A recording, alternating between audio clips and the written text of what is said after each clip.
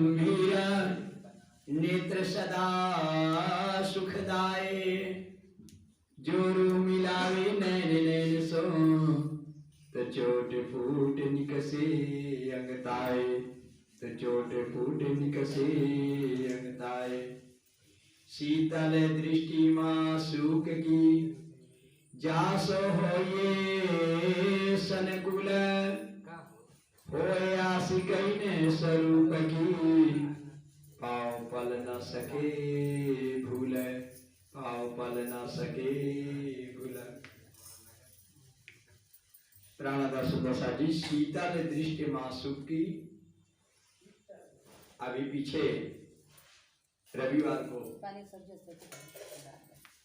इस श्रृंगार ग्रंथ के इस प्रकरण में श्रृंगार ग्रंथ के ये 14वें प्रकरण में परमात्मा के नैनों की वर्णन चल रहे थे।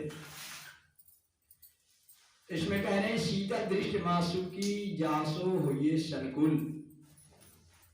जो परमात्मा के जो नेत्र हैं, संसार में आज तक परमात्मा के विषय में किसी ने ऐसा कुछ भी नहीं कहा कि परमात्मा का भी कोई स्वरूप होता है।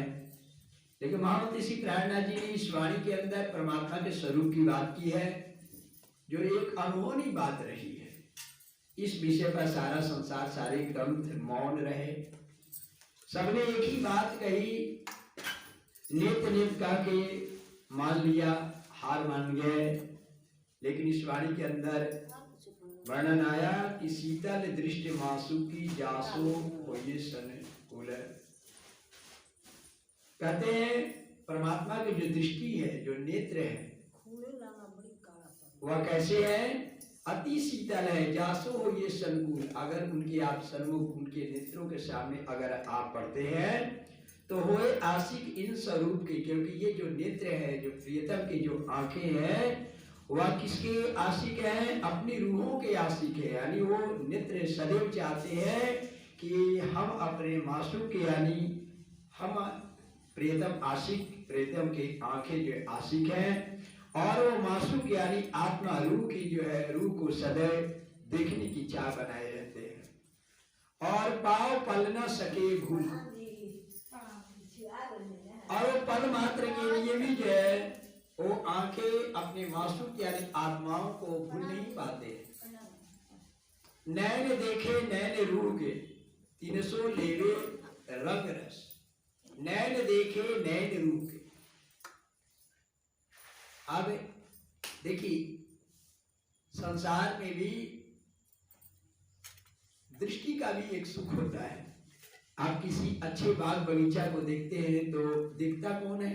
आपकी ये आंखें ही दिखती हैं। हर एक अंग के अपने अपने सुख है। श्रवण है आपका, कोई मधुर आवाज, मधुर गाने सुनाई देता है, बहुत अच्छा लगता है। ये नासिका है, अगर आपको कोई अच्छी सुगंध है या इत्र सेंट आपको कहीं पड़ा होता है, या चंदन या और कुछ इत्र गुलाल, तो आप के जब ये नेत्र, आंखें, या ये आपके नासिका या श्रवण या जिह्वा, सब अपने अपने अलग अलग सुख देते हैं। तो वाणी के अंदर भी आप सुन रहे वर्णन नासिका के, श्रवण के, अभी वर्णन चल रहा प्रियतम के नेत्र के, आंखें की। तो आंखों का क्या सुख है? आंखों का सुख यहाँ बता रहे, प्रमुख सुख क्या है कि प्रियतम की जो आंखें हैं, परमात्मा की जो आंखें हैं, इन आंखों को सुख जो मिलता है लेते हैं, और इन्हीं आंखों से रूहों को जो सुख देते हैं नेत्रों के द्वारा, अपनी मासूम को, अपनी रूहों को देख करके जो सुख देते हैं। तो नैन देखे नैन रूह। ये आंखें क्या करते हैं? रूहों के आंखों में अपनी आंखें डाल करके उनके दिल के आनंद को प्रियतम प्राप्त करते हैं, और रूह भी जो है अपने प्रियतम के सुख को प्राप्त करती है। और ये कौन सा एक माध्यम बनता है? ये नेत्र माध्यम बनते हैं। 300 लेवे रंग रस, यानी जो प्रियतम का जो इश्क शराब है, इश्क आब है, वह किसके माध्यम से लेते हैं? तो इन नैनों के माध्यम से ही जो है प्रियतम रूहों का सुख लेते हैं, और रूह भी अपने प्रियतम को अपने नजर भर दीदार करके वह सुख लेते हैं। तब आगे दिल में मासूक, सो दिल मोहन अरस परस।